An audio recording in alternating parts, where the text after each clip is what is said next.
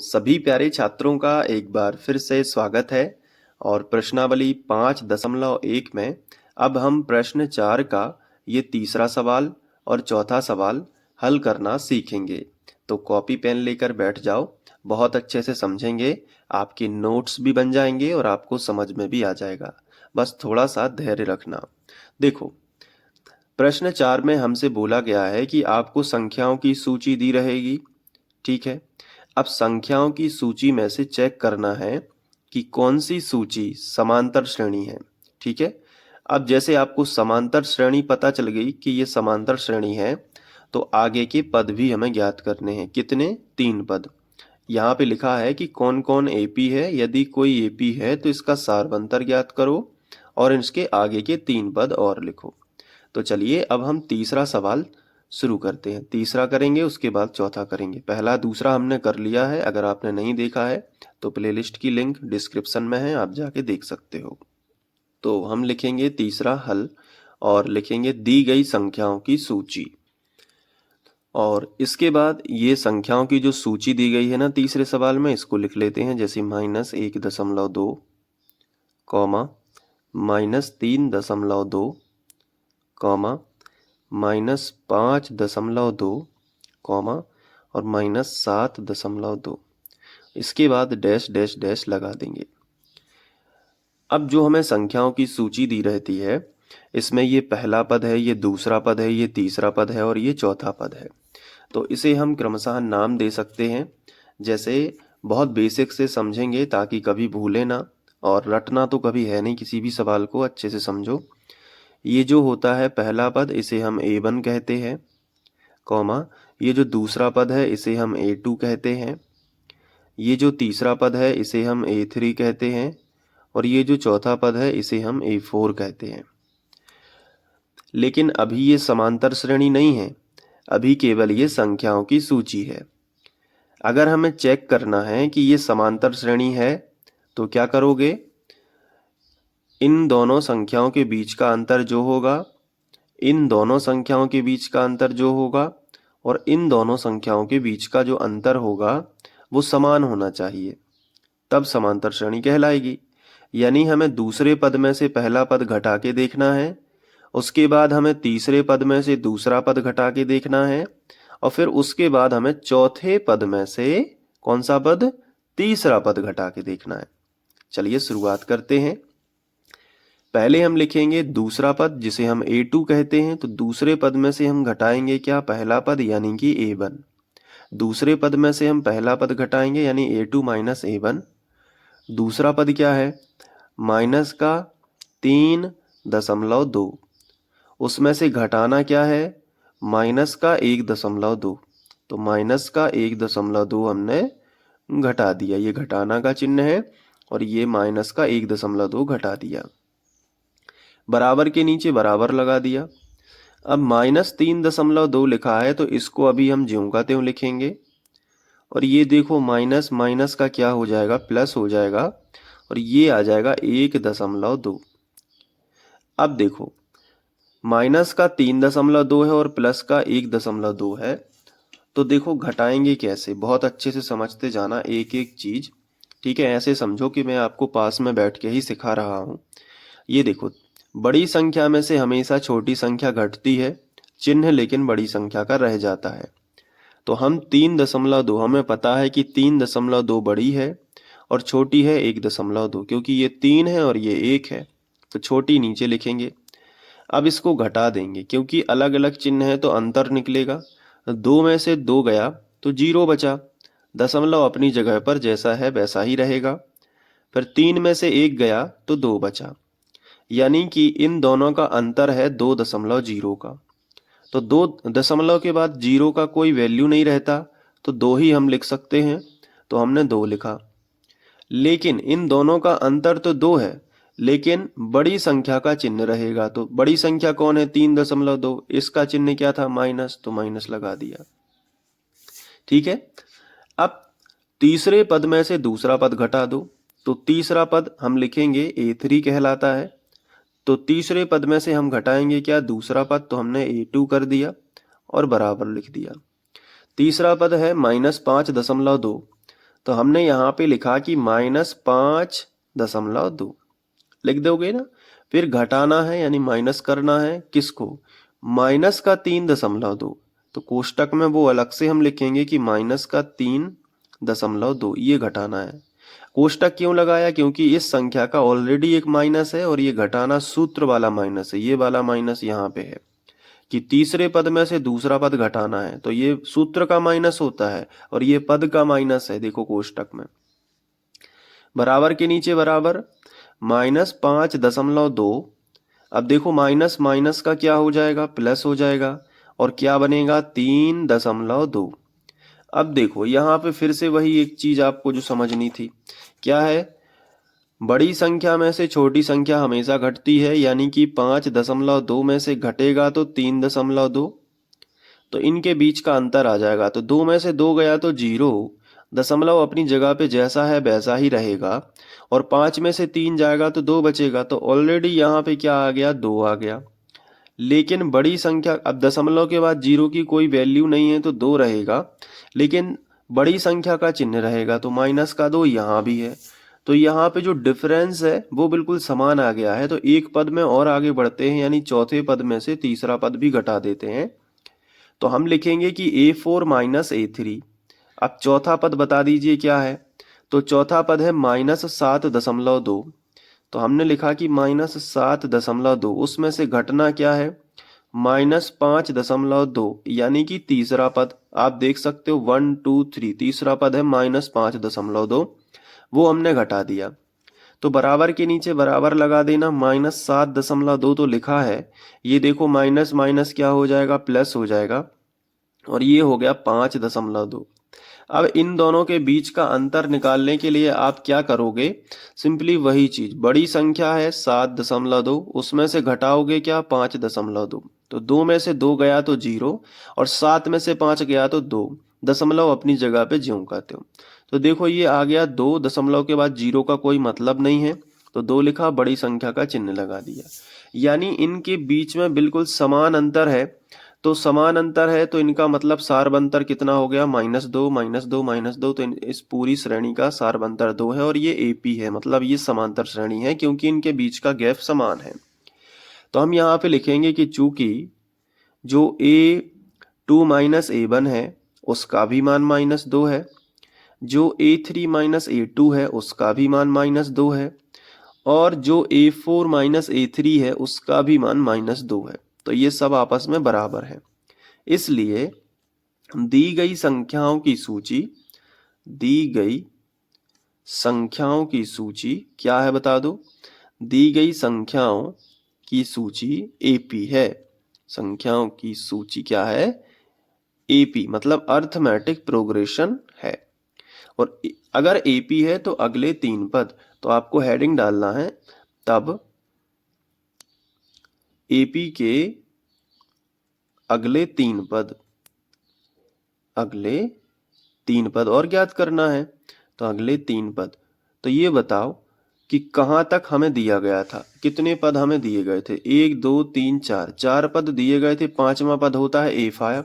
आप इसमें भी देख सकते हो कि 4 पद हमें दिए गए थे, A1 A2 A3 A4। तो A5 हमें निकालना है, A6 हमें निकालना है और A7 हमें निकालना है। क्लियर है ना। तो A5 का सूत्र क्या होगा, A+4D, एक घट के D होता है। A तो फिक्स रहेगा, यहाँ भी A फिक्स रहेगा, यहाँ भी A फिक्स रहेगा। 6 का हो जाएगा 5D, 7 का हो जाएगा 6D, एक घट के होता है D। ठीक है, समझ गए ना। तो चलो अब अगले 3 पद निकालते हैं। तो सबसे पहले आएगा A5। तो इसका फॉर्मूला मैंने क्या बताया, A तो फिक्स रहेगा, बिल्कुल रहेगा, लेकिन 5 है तो एक घट के D रहेगा, यानी 4D रहेगा। चलो इसको सॉल्व करो, A का मान कितना है। अब प्रथम पद क्या है और ये भी देख लो। तो प्रथम पद सूची का पहला पद ही होगा जो कि है -1.2। तो यहाँ पे हम लिखेंगे प्रथम पद -1.2। हमेशा A का मान -1/1.2 रखेंगे इस सवाल में, और प्लस है तो +4, और D कितना निकला है, -2। तो -2, इसलिए मैं क्या करता हूँ, दी गई सूची AP है जिसका, आगे एक चीज और जोड़ लो इसमें, जिसका सार्ब अंतर सही रहेगा आपके लिए। ठीक है, सार्ब अंतर D बराबर -2 तथा प्रथम पद a बराबर -1.2 है। तो क्या है कि a और d के मान आप देख के यहीं से रख सकते हो, ठीक है। तो ये लिख देना बराबर -1.2, तो ज्यों का त्यों, अब 4 दूनी 8, माइनस प्लस का पहले तो देखो अलग अलग चिन्ह है तो माइनस आएगा, और 4 दूनी 8, माइनस का 8 है और माइनस का 1.2 है, तो 8 में 1 जुड़ जाएगा तो 9.2 हो जाएगा। क्लियर है कि नहीं, संख्या में संख्या जुड़ जाएगी। देखो 8 के बाद दशमलव 0 होता है, तो अब आप समझ लो कि पूर्णांक में पूर्णांक जुड़ेगा, दशमलव के बाद की संख्या थोड़े जुड़ेगी।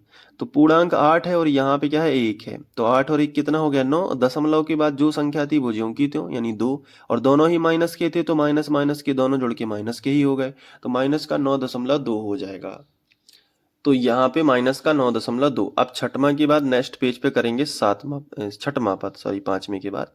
तो a + 5d, तो a का मान कितना है वही यहाँ से देख के रख दो, -1.2, तो माइनस का 1.2, प्लस है तो प्लस, 5 है तो 5, d का मान है कितना -2, तो माइनस का 2 रख दो।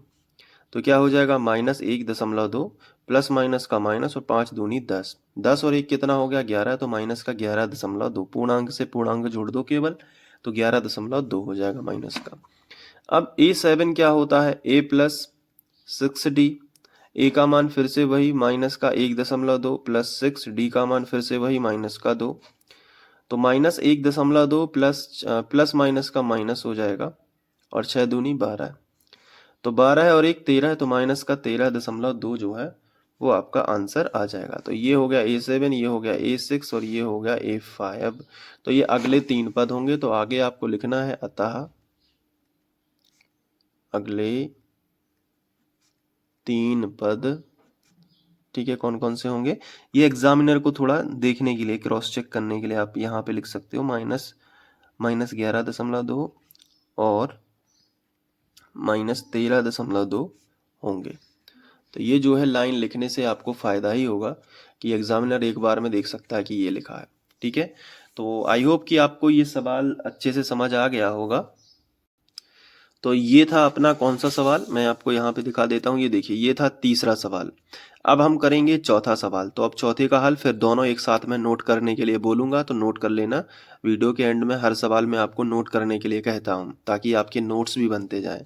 तो चलिए फिर चौथा सवाल जो है उसको भी कर लेते हैं। तो यहाँ पे हम लिखेंगे चौथा हल। अब लिखेंगे दी गई संख्याओं की सूची, और इसके बाद ये जो संख्याओं की सूची है -10, -6, -2, फिर प्लस का 2, फिर डैश डैश डैश। अब चेक करना है कि ये AP है कि नहीं। तो दूसरे पद में से पहला पद घटा दो, यानी कि A2 - A1 कर दो सबसे पहले। तो A2 यानी -6 में से घटेगा कौन सा, -10, तो ये भी माइनस का है तो कोष्टक लग जाएगा। ये देखो, अब इसको सॉल्व करो तो -6 माइनस माइनस प्लस का 10 हो जाएगा। तो 10 में से 6 घट जाएंगे तो कितने बचेंगे, 4 बचेंगे। अब तीसरे पद में से दूसरा पद घटेगा, यानी कि A3 - A2 ये आ जाएगा। तो A3 यानी कि -2 में से घटेगा कौन, -6। तो ये देखो बराबर के नीचे बराबर, -2 माइनस माइनस प्लस, प्लस का 6, 6 में से 2 जाएंगे तो कितने बचेंगे, 4 बचेंगे। तो ये भी यहाँ पे सही आ गया।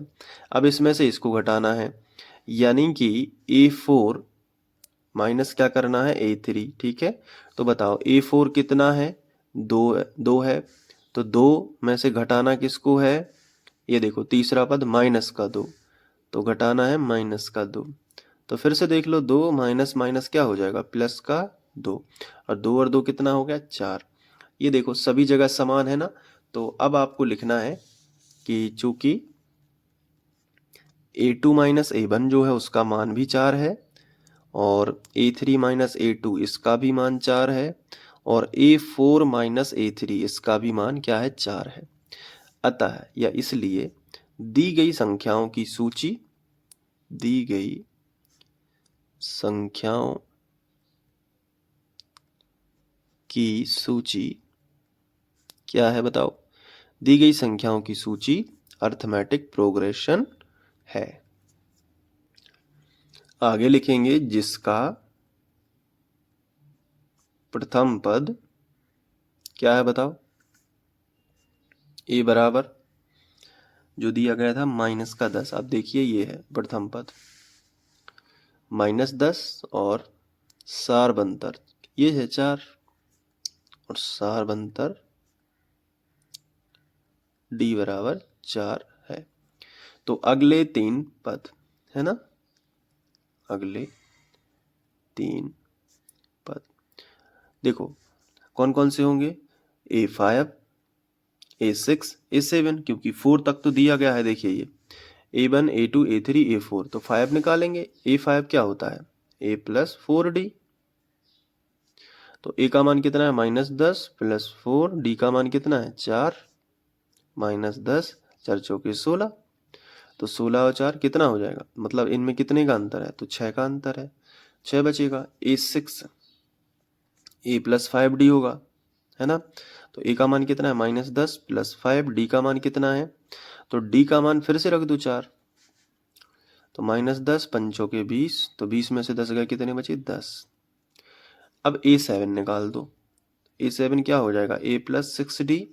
A का मान कितना है? -10 + 6, D का मान कितना है?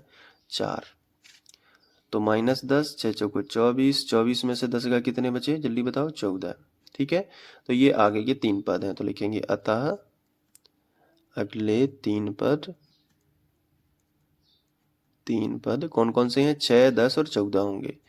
6, 10 और 14 होंगे। ठीक है, तो आप इसको कर लेना। चलिए अब नोट करा देते हैं एक एक करके। ये देखिए ये है तीसरा सवाल, तो इसको अच्छे से नोट कर लो पहले वीडियो को पॉज करके।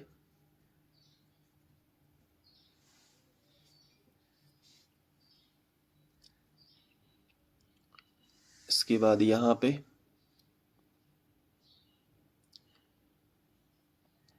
इसके बाद ये, फिर इसके बाद यहाँ पे ये। ठीक है, ये आंसर हो गया तीसरे का। अब नोट करो चौथा सवाल। ये देखो चौथे का हल।